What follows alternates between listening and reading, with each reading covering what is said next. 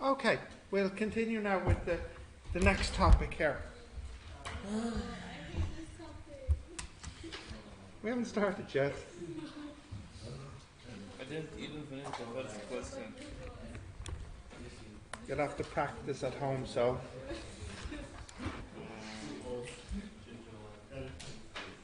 Do we have class tomorrow? I guess, yeah. We do? Yeah. Okay, but not Thursday? Or Friday? No.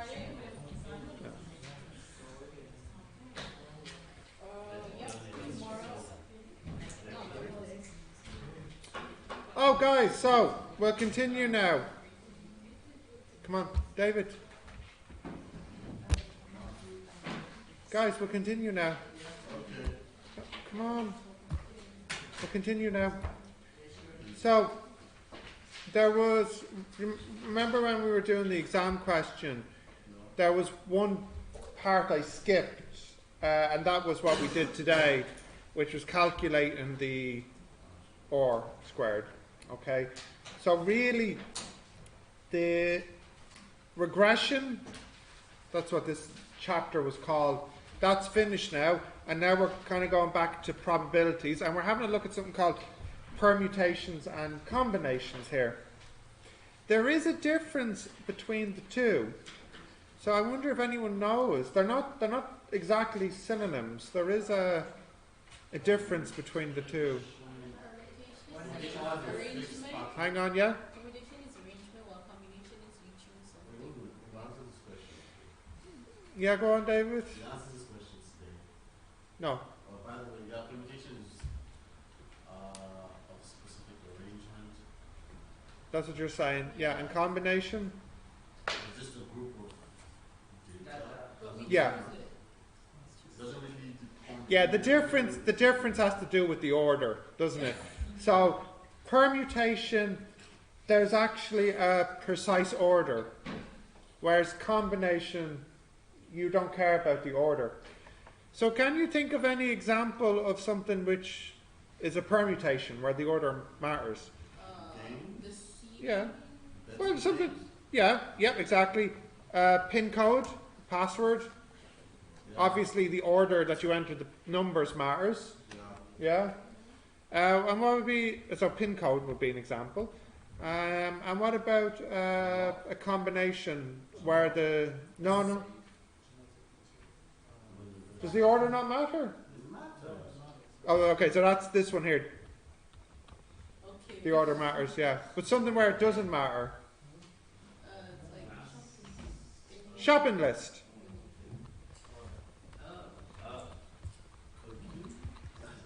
Class list.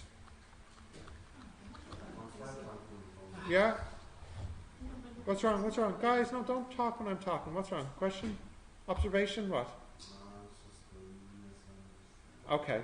We understand now? Yeah. Well, the What's wrong? class list doesn't go like alphabetically. but you can Yeah, but if I said to like Colin or someone, give me a list of students I should have in my class, I'm not going to hand it back to them saying, I'm sorry, this isn't alphabetical. I can't use this. Do you know? Same goes with a shopping list. You know, if I was told to bring home milk and bread, and I said, oh yeah, I got the bread and milk, you're not going to be like, no, I said milk and bread, not bread and milk. You know? So, can we think of one more example of each then? So one more permutation. The order doesn't matter. Huh? 10 tin of Coke. What? 10 Cokes. 10 Cokes 10 bottles of Coke is what? is combination. Okay. So, but that's kind of like shopping list. You don't need to get too much about it. Sorry. Yeah. Yeah. Well, okay. So, like a combination would be a hand in cards. So, if you're given 5 cards in a hand, it doesn't matter the order of those 5 cards in your hand, right? A permutation would be your food order at a restaurant. You might object if the dessert came first and the salad came next and so on, right? So These are examples between permutations and combinations. Now, it's important that you can know the difference, because how you calculate the number of possibilities depends on if you have a permutation or a combination. So if we take just an example like we have A, B, C. In permutation, there are 6 ways to rearrange these. You could have ABC, ACB, etc., etc. Whereas in a combination, there's really only one.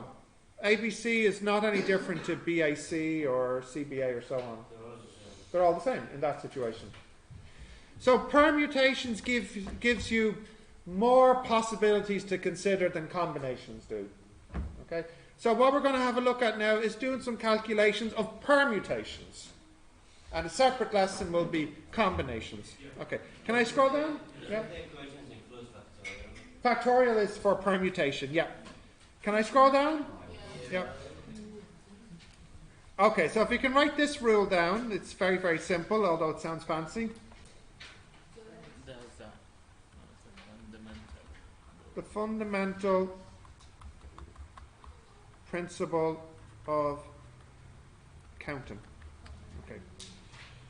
Yes, the principle is quite simple. So suppose here you have, let's say, n choices.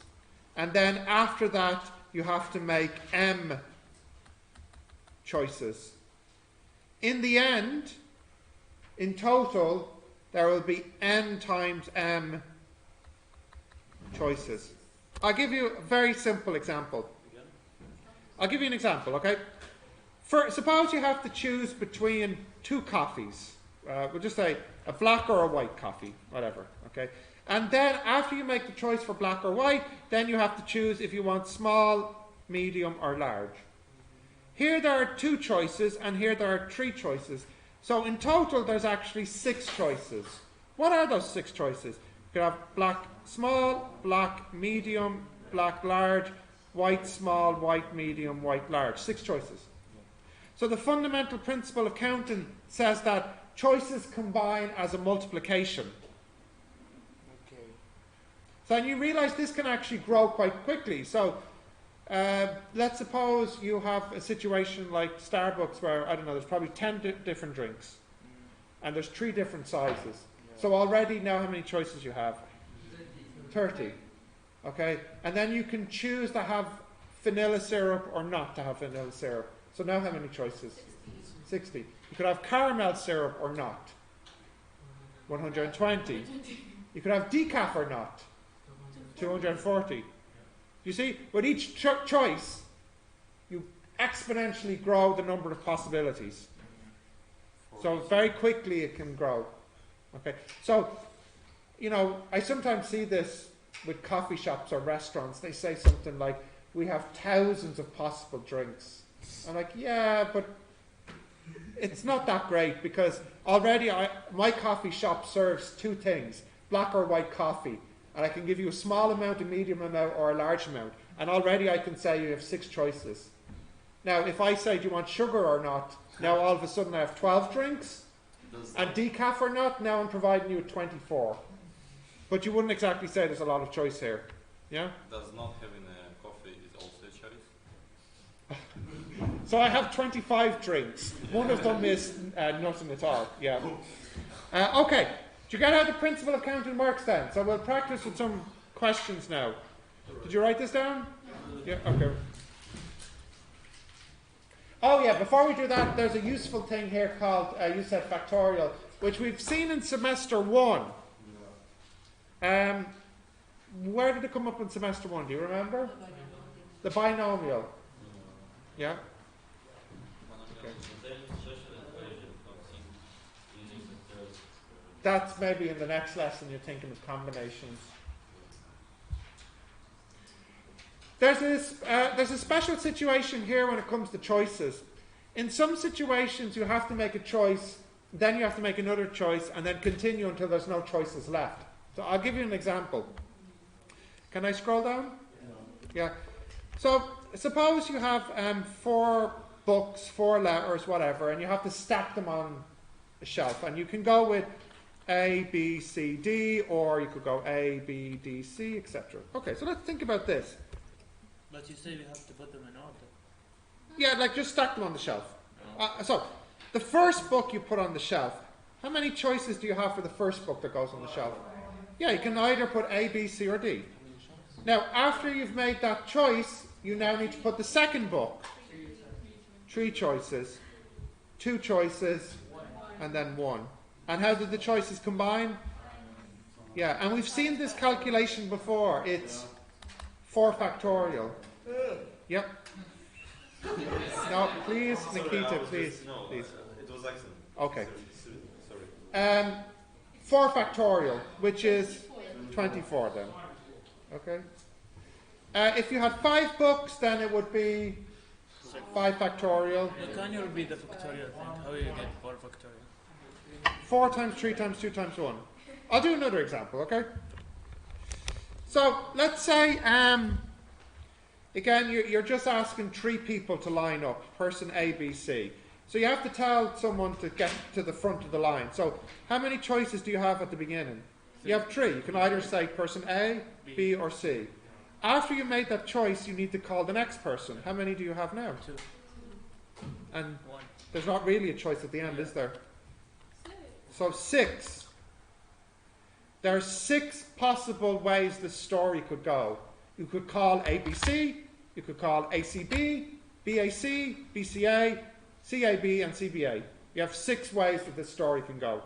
Or, in other words, 3 factorial. How did you know like there's 6 ways? Here. No, how did you calculate it? Calculate what? To get 6. 3 times 2 times 1. Yeah? No? And the 3 factorial. It's also 6, which is also this. Also 3 factorial is 3 times 2. Yes, it is. Got it? Okay. Okay, so let's do another small example and then just something a little bit harder. So how many ways can I arrange 4 books? That would be 4 factorial, which is 24. 3 books could be arranged how many ways? 2 books can be arranged how many ways? 1 book can be arranged how many ways? 1. And no books can be arranged how many ways? 1 way. 1 way. Give me the full sentence, what? Ooh, you make it difficult. Yeah. I don't know. I just heard a strange sound and I looked. So, what's the question? Why zeros arranged in 1 way? Yeah, well, think about it. Thank you for saying question mark at the end. Otherwise I wouldn't have known you were asking me a question. So, look, if I have a bookshelf here and I have 3 books, I can arrange them 6 ways. That's fine. And if I have 2 books, I can arrange them 2 ways. And if I have 1 book, the bookshelf, how many ways can you see the bookshelf being arranged?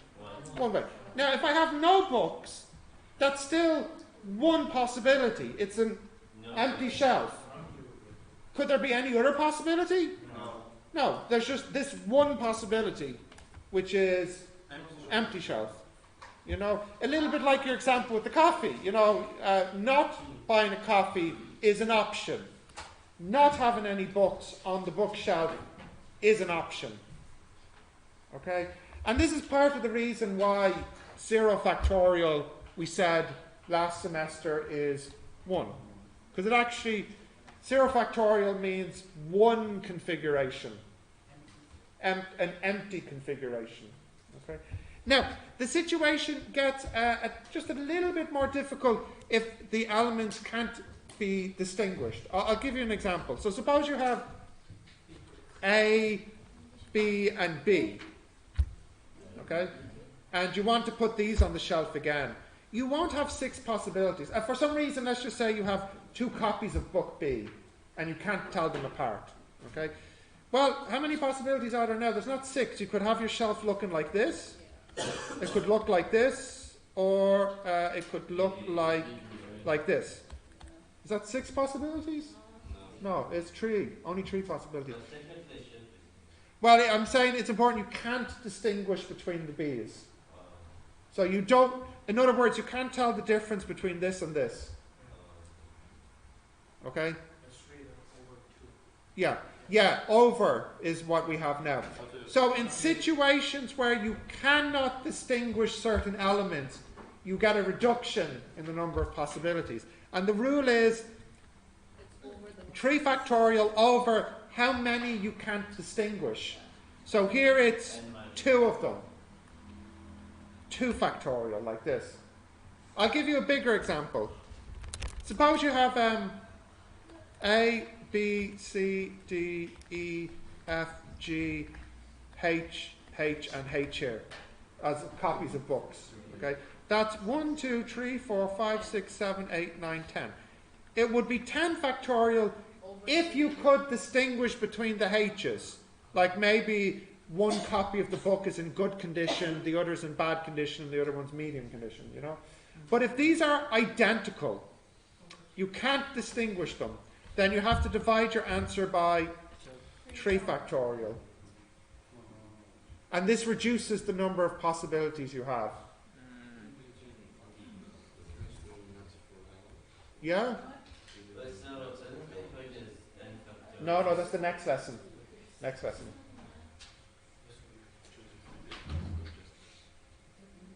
Yeah? It's clear thinking. You got that okay? So we divided by the similar.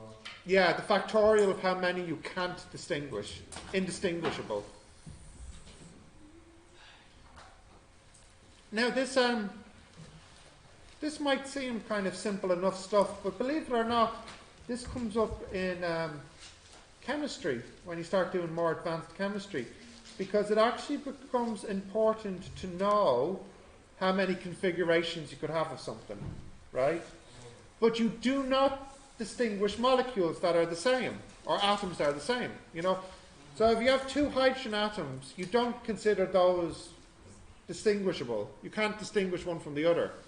So you don't have as many configurations as you might think. Do you get what I'm saying? Like if you had H, H and O, that's not 6 possibilities, that's only 3 possibilities.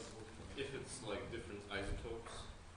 Well, I'm not going to go into the details of it because it actually gets quite complicated, yeah. I'm just giving you the basic idea that this comes up again in chemistry, because you might argue, well, Stephen, you can always distinguish between 2 books even if they are the same copy, because one might be slightly more damaged or something. But you definitely can't distinguish between hydrogen atoms. It's not like they have a number printed on them. Okay, so that is an example where you genuinely cannot distinguish between them. It's impossible. Okay? Now, I'll do another example. This one's a little bit trickier. I'll see what answer you can come up with. I'll let you try it for a minute. So, no, listen, please. You have on your Wi-Fi, just put it down and listen, please. Yep. You have on your Wi-Fi a password system called... Guys, come on now. Focus, please. Come on. Just focus. Ray, you're not helping. Thank you. Just be quiet. Yep, thank you. Right. So, as I was saying, for your password system, I think the modern Wi-Fi is called WPA2, isn't it? That's the modern Wi-Fi security system. Okay. Now, for routers, you know that you can connect wireless printers to them and all that type of stuff. Yeah. And they use a system called WPS. This is not as strong as this, which is bad, because if you can figure out the WPS password, you can ask the router to give you the WPA2 password. So if you can hack the WPS, it means you also have hacked the WPA2. Okay? Yeah, yeah. Yes, there's a connection between the two. Now, the WPS system works as follows. It's an 8-digit code, a single digit. So it looks like this. 1, 2, 3, 4, 5, 6, 7, 8. So if I was to ask you, oh, and each digit could be 0 to 9. If I was to ask you, how many possible pins are there? Well, what would you do? How many do you have for the first one? 9. 10, because you can count 0. To And then this one? 9. No, 10. because, No, It's from oh, 0 okay, to 10. yeah, you can still use the same number that you used before, isn't it? 10, 10, and so on. Yeah. So you have 10 to the 8, Yeah. which I think is 100 million. Now you might say, oh, that's 100 million possibilities to check. No. That would seem like it would take a while. However, there's two pieces of information I haven't told you yet that will reduce this number greatly. The last number here is not a free choice. What I mean by that is, once these 7 numbers have been picked for the pin, the last number must be a certain value. I won't go into the details, but basically, if you know these 7, you can automatically know the last one. It's not a free choice. Okay? So there's actually no choice here, or just one choice here. It has to be a certain value once the other 7 are set. Another strange feature is that if you guess the first 4 right, but the rest are wrong, but you got the first 4 right, the router gives you an error message. But it only gives you this error message when you get the first 4 right. So you can break the task up into 2 jobs. First, you guess the first 4. Then once the first 4 are correct, then you start to change the next 3. So instead of having 100 million, let's see how many we'll have. So how many choices do we have here? 10, 10, 10, and 10. That's 10,000. Then the computer goes, error message, and we stop. And then we guess here. How many? 10, 10, 10. That's 1,000, isn't it? Yeah. So what do we get now in total? Oh, sorry, they don't multiply. They just add. Yeah. Because first you do this job, then you stop. It's 11,000. Yeah, so it's 11,000. Plus the 1. From 100 million to 11,000. Now imagine realistically you could try 1 pin per second. How long would it take you to get the code here? Well, it'll take 11,000 seconds. So divide that by 3,600. How many hours is that? I don't know. Isn't the first part gonna take 5 0? 3. 3 months. 3.05. So about 3 hours. Yeah? What's wrong? For a second, it switched off. Oh, about 3 hours. Now 3 hours is actually the maximum time, isn't it? That's if you literally try every permutation. What's the minimum time? 1 second. 1 second. If somebody set their password to 0000000, then you'd be finished. So what would you say would be the average hacking time? Yeah, 1.5 hours. Worst case is 3 hours. The best case is 1 second. So the average time is about 1.5 hours. Okay. To compare that to WPA2, oh, I think the password can be up to 64 characters, can't it? And then each character can be any key on your keyboard. So, anyways, if you did the calculation, you're now talking, even with a really powerful computer, a minimum is 2 years. Minimum. Yeah, 2 years minimum. Okay. By the way, that example I just gave you of the WPS, that's actually true. That really is a security flaw of the system. Well, you could.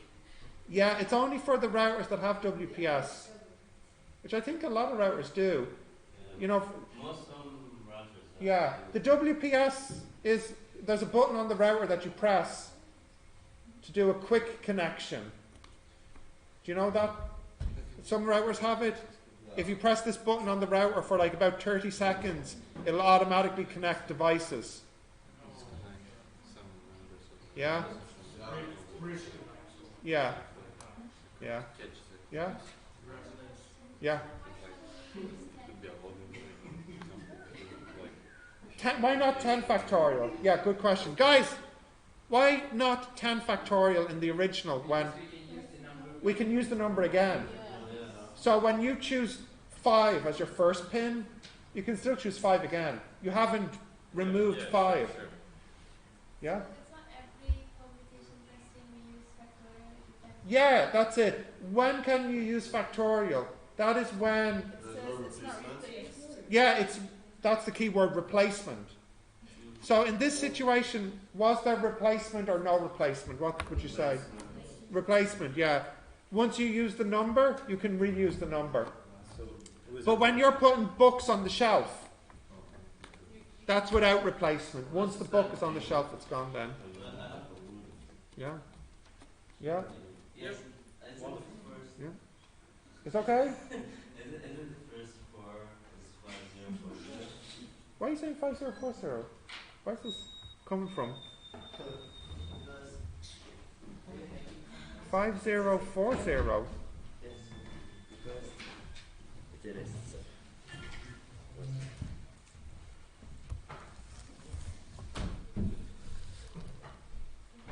If we were used to. No, I keep telling you, this is the next lesson. This is the third time. No, this is the third time. It's not, Aziz. This is the third time you've asked me. That is for combinations. We'll do that in the next lesson. Okay? We're just doing permutations. So there are 10,000 possibilities here. All right? Let's have a look here.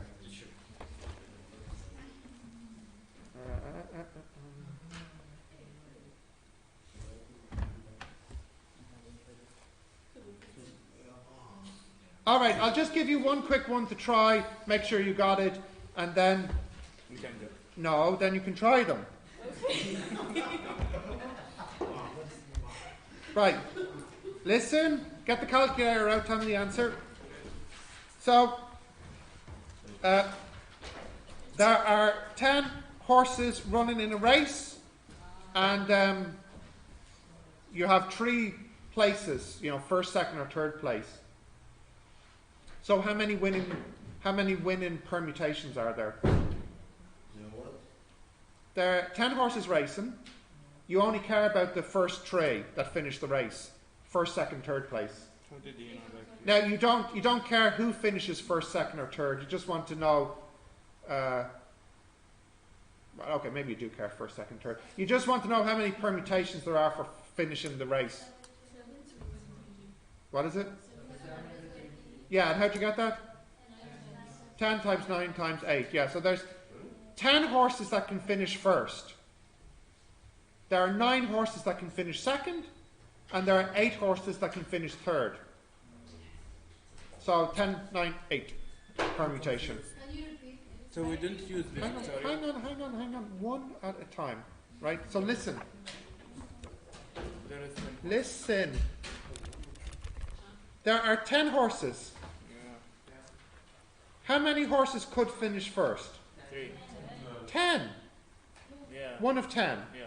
One of them will finish first. Then how many will finish second? Nine. How many could finish second? A choice of 1 in 9. Yeah. And then here, 8. 8. Yeah. You multiply these together, you get 720. Yeah. So there are 720 winning combinations, permutations. basically, 10 factorial divided by 7 factorial. Yeah, but that makes it sound harder than it is. Just 10, 9, 8. Get used. Now, if I then change the question slightly, if I said the 10 horses run the race, and you want to know who finishes first, second, third, fourth, fifth, sixth, seventh, eighth, ninth, and 10th, you want to know the full order of finishing the race. Now how many possibilities are there? 10 factorial. If you need to know the 10, Yeah. yeah, 10 No, factorial. it's It's million. gonna be like 3. Yeah, 3 million. 3628800.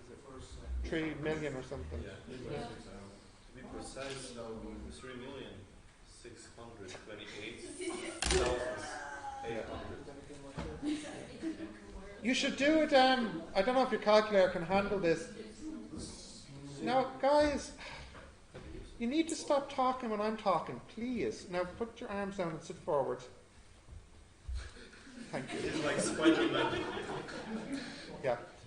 Now, if you have a deck of 52 cards, when you shuffle the deck, the 52 get shuffled around, don't they? So you might ask, how many permutations of a deck are there? What would that be? 52 factorial. Does your calculator? Can you calculate that? What power is it? 67. A lot. Yes? Yeah. When do we use factorial? I explained that a minute ago, didn't I? Has I, didn't I? Yes. Yeah. So you might have been talking when I was explaining this. So you can, yeah, I think possibly so. You can watch the video later. Now, the 52 factorial, that's a huge number. Yeah. If you could shuffle a deck once per second, it will take you at least 12 billion years before you've gone through all the possible permutations of how the deck could appear. So truly, when you shuffle a deck of cards, you should always expect a different permutation than what you've seen before. Unless if, well, yeah, that's true, if it's a proper shuffle. Yeah. Do you understand what I'm saying? The deck of cards has many, what's it, power 60, 67. whatever that is, permutations. Okay. Now, you have to be very careful in the exam. What catches students out is if it has replacement or no replacement. So, as we were saying, if you have no replacement, you can use factorial. Did you get that down the back? No replacement. Because Use factorial, yeah. Yeah. Yeah. But if you have replacement, then you don't use factorial. Yes? Ishpreet, is that okay? Yeah? Alright. So, just for a couple of minutes, just to practice some. 1 to 6. 1 to 6. because with the replacement, like we have Oh, started Haz, I'm so right? tired. Can you give me a minute? What? I know it might be, What? but in this example, Yeah. they're using permutation to solve it, and it's for a 4-digit pin code. Okay.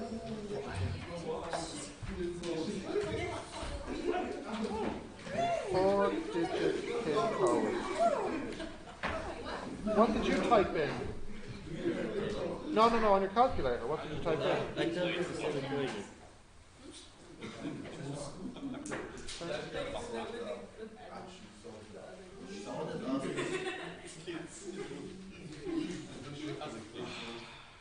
No, this is a different question. This is a different question, Aziz. But no, This is a, look, it's a 4-digit code. The digits are between 0 and 9. How many different permutations are there if one digit may only be used once? This is a different one. Because here, you're not allowed to use the same number. but how did they have 2 zeros? What do you mean? If you can only use This isn't a pin code. This is how many possibilities there are. Yeah. Yeah. I was slowly go away. Yes, because you do.